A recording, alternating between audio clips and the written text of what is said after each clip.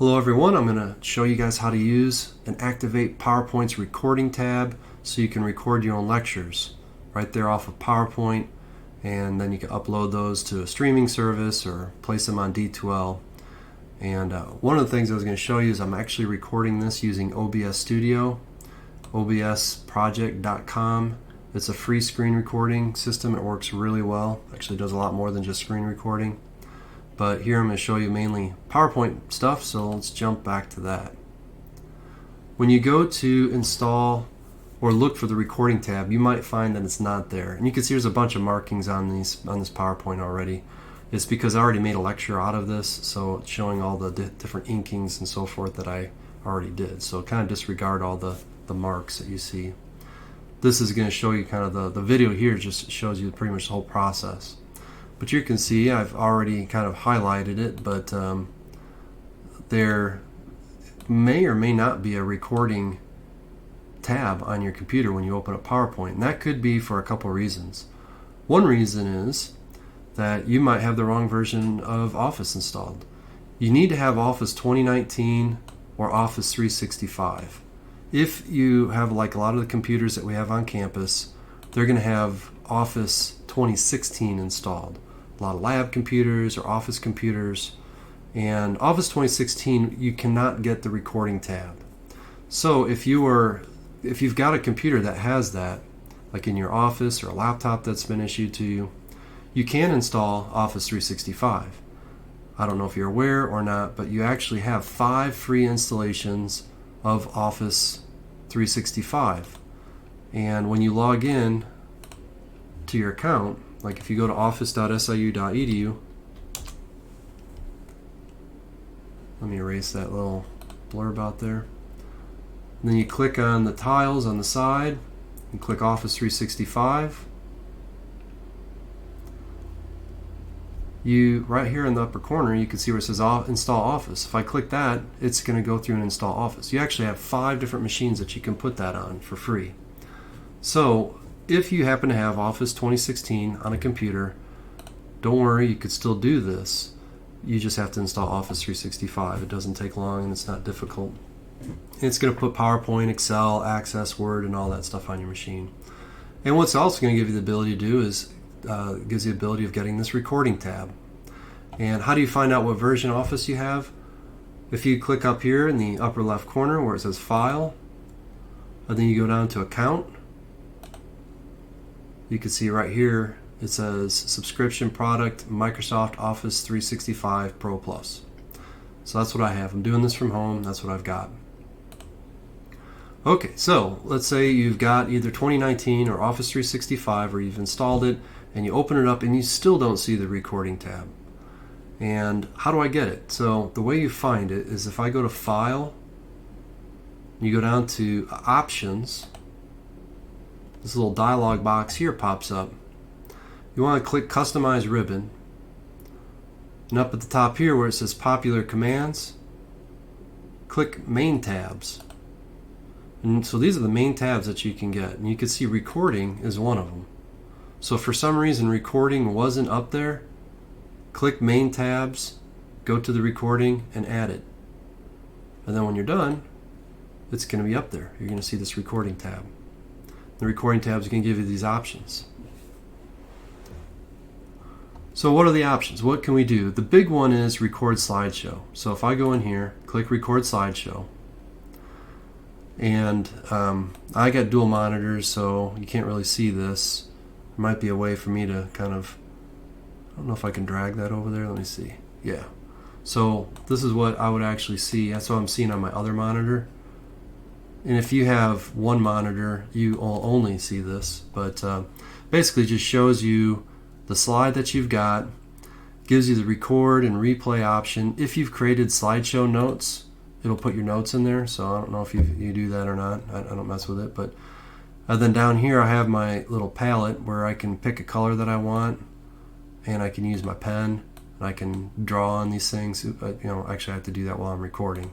So if I start recording, you can see it count down 3, 2, 1, and whatever my inking tool is. So right now it's recording me This is why I wanted to use OBS, because recording me, and who knows how that's going to turn out. But I could change my palettes, my color. So as I'm talking about something, I can circle things and underline stuff. I can use either the highlight feature, and I can highlight the sections that I'm talking about. Then when I'm done, I can click the erase button, go through and erase everything, and then I click to the next slide, and I just keep going. And every time I do this, it's recording the timing of my inkings, it's recording my audio, and it's going to embed that all into the PowerPoint. And then you stop when you're done. You can go through the whole slide from the PowerPoint presentation from front to back, and you can see what it did is it put this little audio like a symbol in the corner, and that's where your vocals come in at. So I'm going to go ahead and close that out and exit. See if I can hit exit button to get out of this. There we go.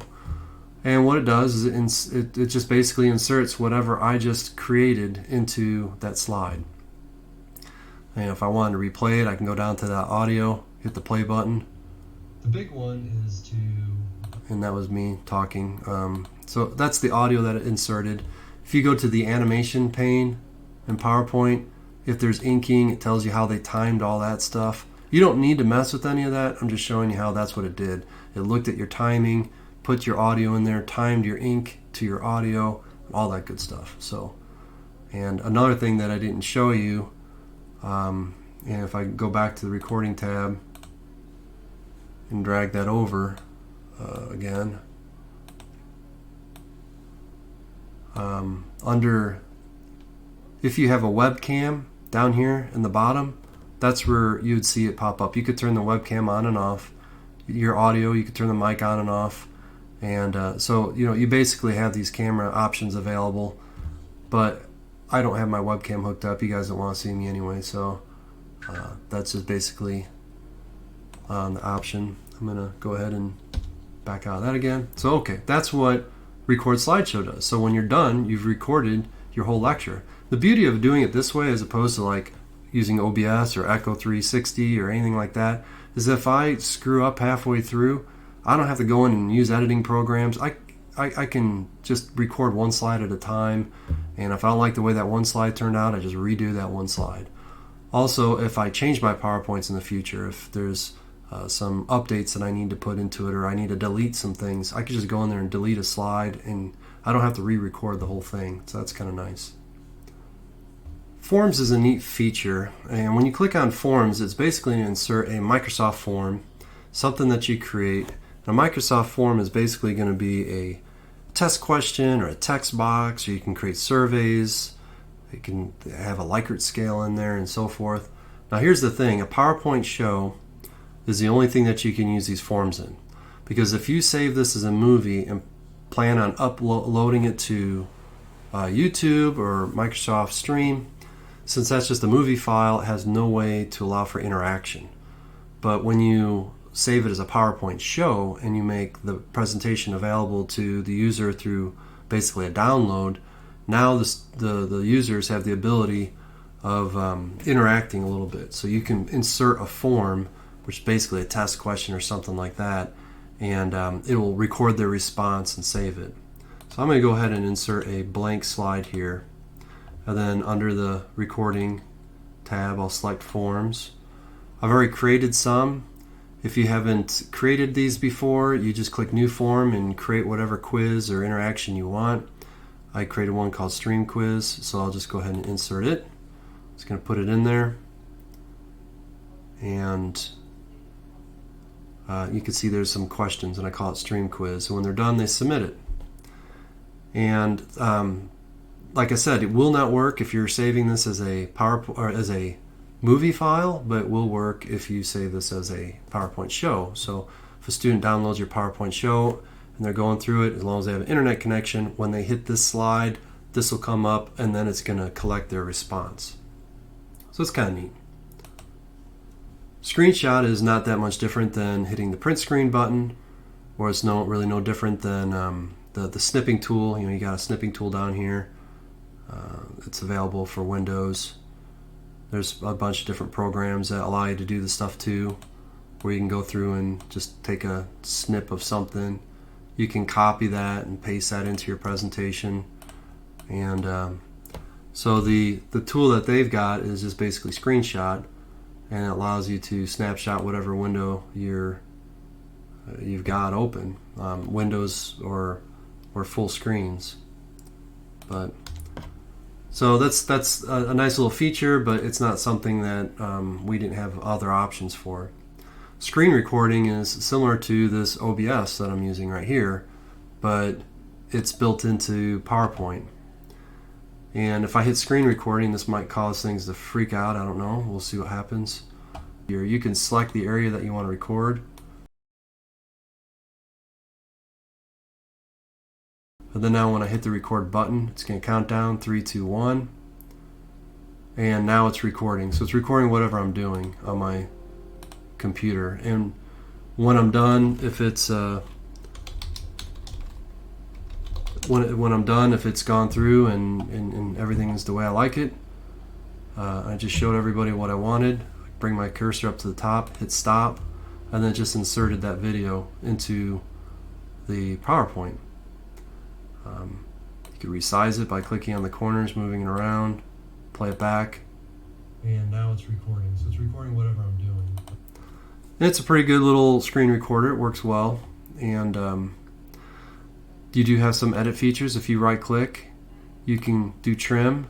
So if there's parts that you want to cut out of it, or from the front or back, you can do that, and it saves that way. It'll only show the parts that you want in there. So the screen recording is actually a pretty good little tool if you have to show somebody outside of PowerPoint what you're doing. The video feature, if you already have a video file that you saved, that you've downloaded, maybe there's a training video, that you can insert it that way. But you can also just take the file, the video file, and drag and drop it onto a slide. So, but otherwise with this, you just basically click on it, and it gives you the ability to find a video and insert it. But like I said, you can always just drag and drop it. With the audio allows you to either insert an audio file that's just a wave or an MP3 file that's on your computer, or you could record your sound. And I don't know if you'd ever really do that, because you're already going to be recording your sound from the record slideshow. And then now you're at the point where you're done with your presentation and you want to save it as a show or export it to video. And you might want to do both. A lot of my classes, I'll save the show and give them the option, the users the option to download the PowerPoint show. And there's a benefit to that. It's like right here, you can see with this PowerPoint show, I showed this in this example here on these pictures, that towards the bottom you have this tile. It looks like a picture of 4 tiles and a little magnifying glass. If you click on it, it'll bring up all the slides that you've got in that PowerPoint. So the user can go through and click on whatever slide and it kind of jumps straight to it. Otherwise, if you save everything as just a movie, you're going to have to sit there and scroll back and forth to find the section that you want. So the benefit of the PowerPoint show is that the user has that file on their computer and they can keep it. They can't edit it. They can't modify it or steal a slide or add to it. All they can do is view it. But it does make navigation easier, because when you click on that tiled section on the bottom, you'll bring up basically I don't want to call it the table of contents, but it's like a slide sorter. The disadvantage is they have to wait for a file to download before they can actually start viewing anything, because the file size, if you've got a lot of integrated video, they might be very big. Let's imagine if you've got a file that's 500 or 600 megabytes, that you have to wait for that file to completely download and then open it up on the machine that they're using, and it doesn't stream. So that makes it a little bit difficult for people using phones or tablets and so forth. In my courses, I actually give them the option where they can download the PowerPoint show, or they can view the stream, or they can do both. But they both have the ability and the option. If you click export to video, it's going to make an MP4 file out of it. When you're done, you've got this video file that's usually rather large, but the benefit of it is it can be streamed. So anybody that's clicking on a video from YouTube or Microsoft Stream, it will start playing as soon as it gets the data coming in. It doesn't have to wait for the whole file to download, and that is an advantage. The big disadvantages to the files is, one, they don't get that they don't get to see the slide sorter view, so it makes it a little harder to navigate. I think I didn't put this up here, but the advantage to a video is the users could change the playback speed. So if you watch a PowerPoint show, it's just going to play it back at recorded speed. If we've created an MP4 out of it and uploaded it to YouTube or uploaded it to Microsoft Stream, the users have the ability of speeding up and slowing down those videos. And I can tell you that my students appreciate that. When they watch my videos, from what I understand, they play them at about most of them play about 1.5 speed, so they speed me up quite a bit. I don't know if that means I'm a slow talker or they're fast learners. But so when they click on a stream, and I'm just bringing one up as an example, you can see here they've got the settings feature. And when they click on this, they can click playback speed, and they can speed me up as high as 2, but that's pretty much what most people listen to me is about 1.5. 5 to 1. Higher compression ratios, you can find higher compression ratios in the engines up to 12 to 1. So the benefits would be increased power output, higher miles per gallon. Hey, whatever floats their boat, but if they want, they can play me at 0.5 and listen to me sound like a drunk. But okay, so when you're done, these are some options. You can go through and you could take your PowerPoint show and upload it to D2L, or you can even put it on a cloud like OneDrive and share the link for them. But they're going to have to download that file to view it. Or you can upload the MP4 to D2L, the movie file, but now realize that D2L by itself doesn't stream. They'll download the movie file. Or you can upload the MP4 to Microsoft Stream or YouTube if you use YouTube. The difference between YouTube and Microsoft Stream is that Stream is a private YouTube, if you will. It's something that you have to have an siu.edu address to access the videos and stream. You could even make it so that only people with certain emails, you can invite certain people to watch the video if you really want only certain people to see it. And I know you could probably do that in YouTube, but the free accounts and all that stuff, you're basically limited. I mean, I shouldn't say that. You can make things private and just send certain people links, but that seems like a lot of work that it might be unnecessary. So if you're going to upload things to Microsoft Stream, up in the upper left corner of your browser window when you're logged into office.siu.edu, when you click on that tile, you're going to see the apps. And right here, I've got these apps here. You can see Stream is one of them. If you don't see it, click where it says All Apps, so that way it's just probably not on the screen, but it's going to be there. So find Stream, and then when you're in it, if for some reason, it should just bring you right to it, but if it has you log in, you just log in with your SIU information, whatever your SIU 850 number is, and then also your password. And it'll get to the point where you can upload a video or create a channel. If you feel you're going to be doing this for a bunch of different subject areas, you can create channels. Otherwise, if you just upload a video, it's just going to put it there right there on the page. When you go to upload a video, you select the video, and then you'll see this dialog box coming up where it's starting to upload it. This one was this actual file, PowerPoint recording tab.mp4. And as it uploads, you can change the name, you can put a description in there. Once it's done, you can upload whatever thumbnail. You can either upload it by clicking the plus button and putting your own image there, or you can select ones they recommend. Under permissions, you don't really have to do anything in there, but if you did create channels, you can share this video to specific channels. It kind of makes it includes it in those little folders. Like here you can see I searched for AUT490 and clicked on it and put it in there. Now at the bottom of this dialog box where it says share, and you can do this before the video is even uploaded, is you can, when you go to the share screen, you can copy that link. That's the link that if somebody clicks on, it's going to take them to that video. So after you've done recorded your lecture and you uploaded it to Stream, you share it, and you take that link, and that's what you have your students go to view your lecture. Okay, we've created our stream, and we've got that up on Microsoft's Stream site. And we're also thinking of some of the other formats that we saved it in. Like the MP4 is what I just uploaded to stream. I have the PowerPoint show, that's the PPSX. That PowerPoint show is something that the students or the users can download and just view the file as a completed PowerPoint. And then there's my original PowerPoint. You can see the file sizes after they saved. They're a little bit different. The movie is the biggest, but then again, that can be streamed. So where do you put these up here? This is one example right here. Right off the announcements page, right off D2L, we can post it. So you can basically go create a new announcement. I'm just going to edit this one because I already created it. And when you're in the announcement section, you can create a link. Like this is the actual link that goes to the stream that was created. So the stream, I go back to it. I don't think it's finished processing yet. My content, videos, it'll be up on the top. Still says it's processing. But when I go to share it, and I have that link that I just copied there, I'm going to just double this up. I'll do it again to show you. So under this insert stuff icon, if I click on that, and when I scroll down, you'll see it says insert link.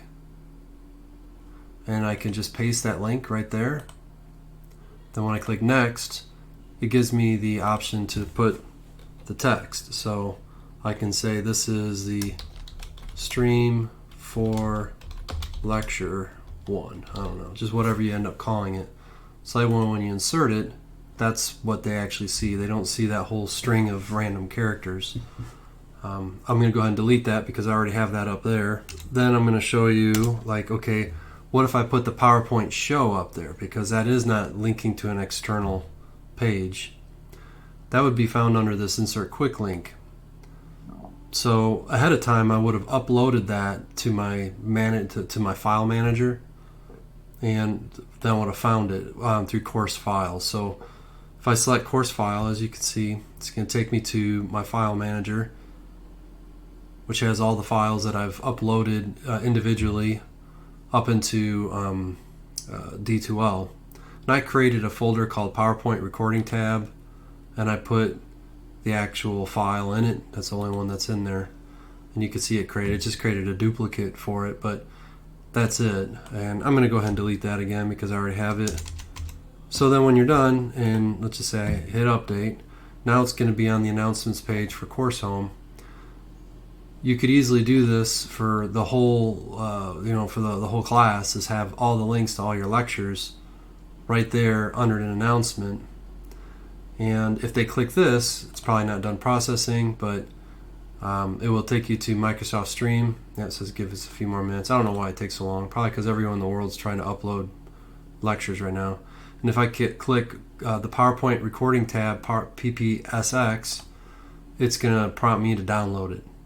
So if I just click open or save, it's going to go ahead and download that file. This might take a little while, but in this presentation, we're going to look at using PowerPoint. You can see it open it right up as soon as it downloaded it. If you remember, I was talking about the tabs. The recording. Right there, it shows you the table of contents. So if you want to go straight to, let's say, straight to the quiz. And remember, this is the forms. This is listed under forms under that recording. And depending on what your answers are, submit it. It says thanks if you want to see if you got all the answers right. It tells you if you got 100%. It's kind of nice. And then that's it. That's the end of that slideshow. So that's one function using the PowerPoint show. You can download your PowerPoint as a show where the students can just view it, and you can incorporate the forms. Other than that, you're going to use the stream and upload it to stream as I showed, and just put the link in there. You don't have to do it through the announcements page if you went to the course admin. And this is where you would upload your files anyway. So if under manage files, you could upload the file. That's where I went through earlier and uploaded the file. It's going a little slow. So I created a new folder and then uploaded the file into it. But in Course Builder, you can either create just links by creating like hyperlinks right here, create a link, or, and I'm gonna, you can make a heading that basically says lectures, and then you could put your links in there. Or you can create an HTML page, and let's say if I put my HTML page in here and called it lectures,